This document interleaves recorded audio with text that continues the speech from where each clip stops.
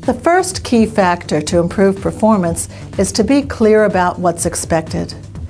That may sound simple, but it's not.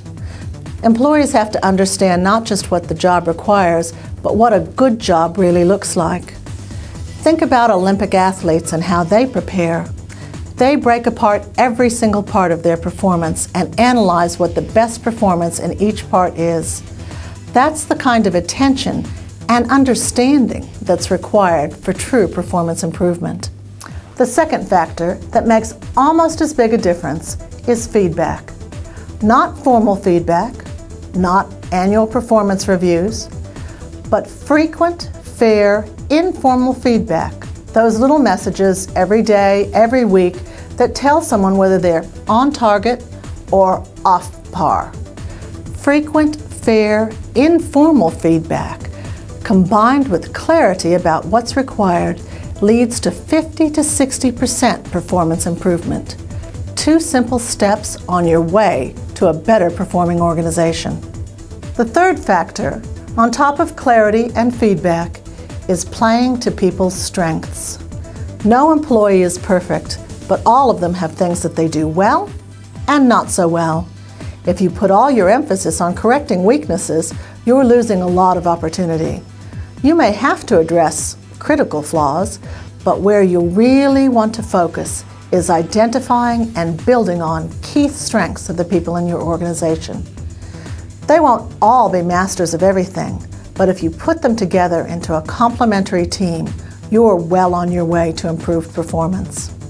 The final 2 pieces in the puzzle to improve performance depend on the manager working with the employees.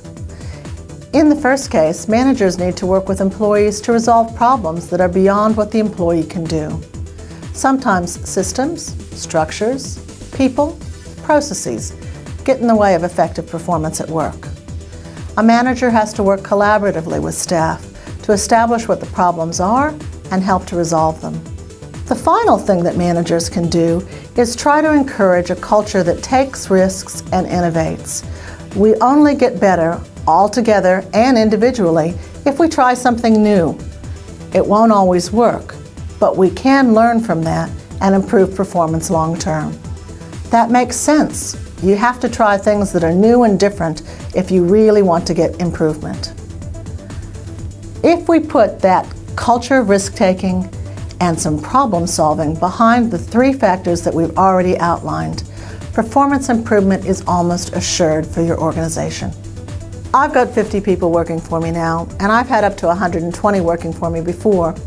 All of them individuals, all of them with really unique strengths and talents. I have to play to that and create some wonderful symphony out of it. They're not all going to play the same tune. They're not all going to play the same instrument.